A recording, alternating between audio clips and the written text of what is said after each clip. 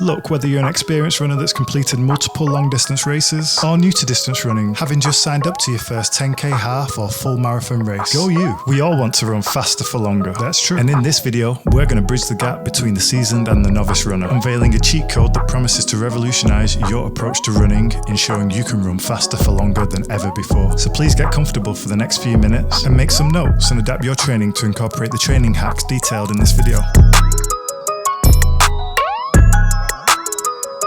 First thing you need to do is run slower for longer. Yes, you heard right. When we want to run faster for longer, we need to first address the longer part of that sentence. The idea of distance running is about developing consistency and building confidence, which will allow your body to catch up to the target distance you eventually want to be running at a comfortable pace. One of the mistakes that too many new distance runners make is they constantly go out and it's as if they're trying to prove themselves to the WhatsApp running group or prove themselves to themselves. They go out there, hit the road, and they're constantly trying to run a faster pace each and every week. While many runners assume that the only way to run faster is to push harder in training every session, the opposite is actually true. And it is easy to think that if you've got a set distance that you're targeting, if you continue to practice running that distance as hard as you can, you will get better. But you won't. The idea of constantly trying to take it to a new level each and every week is a direct ticket to injury and performance plateau. In actual fact, to improve your running endurance, and by endurance we're talking about the ability to run through unpleasant feelings and hardship, it's your aerobic engine that needs to be trained. When we talk about aerobic engine, we're talking about the heart's ability to pump oxygen-rich blood to your working muscles. As you train your aerobic energy system, you'll notice that your easy running pace begins to get measurably quicker without you having to work any harder. Some runners watching this may be able to run a 5k in 21 minutes and 30 seconds. However, if you haven't sufficiently developed your aerobic system, you won't be able to maintain the 8-minute per mile pace needed to run a 3.5-hour marathon. That's why so many runners find it difficult to maintain their pace as they step up their running distance from 5k race to 10k, half marathon and marathon. The only way to overcome this problem is to build a bigger base of aerobic fitness, and we'll go into detail the specifics of how you can train your aerobic system for your specific race right about now, the weekly long endurance run. When it comes to improving your aerobic fitness and increasing your running endurance, the weekly long run has to be an essential part of your training plan. Keeping the pace slow and steady, firmly in your aerobic training zone, at a level of effort where you can comfortably hold a back and forth conversation, will ensure that your body is almost exclusively using the aerobic energy system during the long run. Increasing the amount of time week on week that you're training in your aerobic zone and using your aerobic energy system will naturally cause your body to adapt and become more efficient as an endurance runner. The beauty of slowing down the long runs is not only does it allow our body to adjust and absorb the work that we're putting in, it also allows us to build confidence, because as we run slowly, or more slowly than we're used to, we can naturally run further than we usually can. Now, the distance of the event that you're training for will dictate how long your longest training runs need to be. Typically, if you're a 5k runner, I'd suggest a long run up to 1 hour in duration. If you're training for a 10k, then 10 miles is a good distance for your longest long run in training.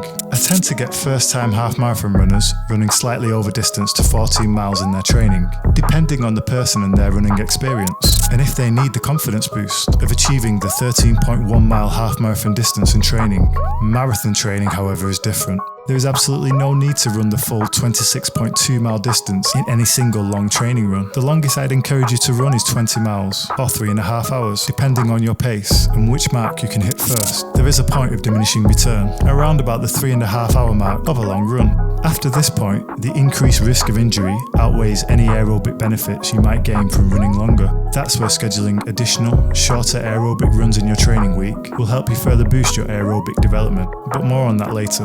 Hack number 2 involves us focusing on the faster element of our mission statement. Run your fast sessions fast. Perhaps this one makes more sense. Now, the beauty here is, just like when we run our long runs slow and feel better as a result of running further and absorbing the work, running the fast sessions fast gives us an opportunity to tap into that inner speed.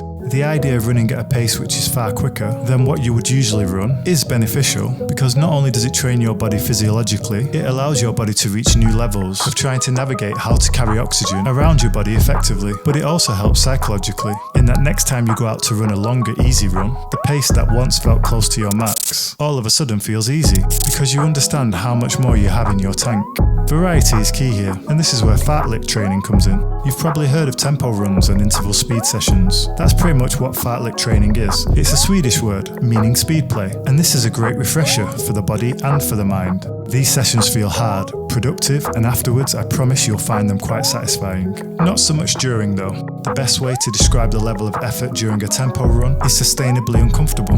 The hardest effort you can maintain for 60 minutes. Obviously that equates to different things for different runners, but as a starting point for a lot of people, your tempo pace and your 10k race pace are roughly the same. You will have breaks within this run, running at your easy pace. So an example of a tempo run would be as follows. After your warm-up at your easy pace, you would go directly into the speed work. The first block of speed work is 3 minutes at a hard, fast pace that pushes your body and anaerobic system. Then after that, try 2 minutes of jogging at your easy recovery pace. After this 2-minute easy pace, you can go into 2 minutes of running at a fast pace again, followed up by 2 minutes at your slow, easy recovery pace. You'd then want to do 1 minute of fast running, followed by 1 minute of easy recovery running.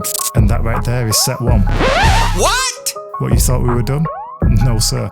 I'd suggest repeating this 3 times with a 3-minute easy jog in between each set. But in all seriousness, if you're not quite at that fitness level, or if you're beyond that fitness level, the great thing about fartlek workouts is you can kind of play around with them and customize them and just make them fit your specific needs. At the end of your interval training, be sure to do a 2-minute warm down at an easy pace.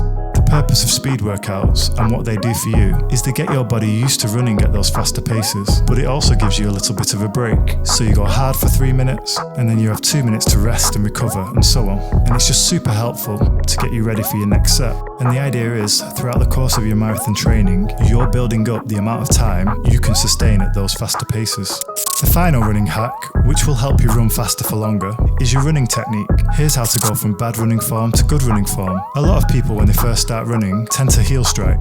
This is when your heel is the first thing to make contact with the ground. The correct and most efficient way to run is actually to land in the mid to forefoot area. Landing this way allows you to roll off your foot really quickly, whereas heel striking keeps your foot on the ground much longer and goes against your momentum. A big part of running form is how you handle your upper body. A lot of people tend to swing their arms around a lot, but you want minimal swinging. You want to control your upper body and have slight forward slant. So just to recap, things you can do to improve your running form: focus on that mid to forefoot landing. Have a slight forward slant. Don't swing your upper body, keep it controlled, and keep your head up. So there you have it, the essential hacks to run faster for longer, but you still need to understand how to use them. You're not going to get faster just by doing one speed workout in 3 months of aerobic training. It's something you need to incorporate throughout your weekly training if you want to see the actual benefit of the speed workouts. However, on the flip side of this, we have to be careful not to overload our training plan with these speed workouts. Our anaerobic respiration is not only less efficient, creating lactic acid as a byproduct, but your body only has the capacity to keep running for about 90 seconds. After that, you're forced to slow down, which is fine if you want to run a fast 400 meters, but really not ideal for distance running. Also, one of the biggest misconceptions around aerobic training is that some runners seem to believe that the weekly long run is the be-all and end-all to endurance training. The human body responds most effectively to a relatively high weekly volume of aerobic mileage. Simply put, your aerobic fitness will improve quicker the more easy miles you run each week. Just look at what you're doing at the moment and ask where you might be able to squeeze some more easy miles into your training plan. Incorporating shorter, easy runs in the week is how you accumulate more weekly mileage without placing undue stress on your body and increasing injury risk. As an example, if you're currently running 3 times per week, a long run, a speed workout, and a shorter easy run, you're more likely to see improvements in your running from adding another relatively short, easy aerobic run, rather than by adding another high-intensity fartlek session.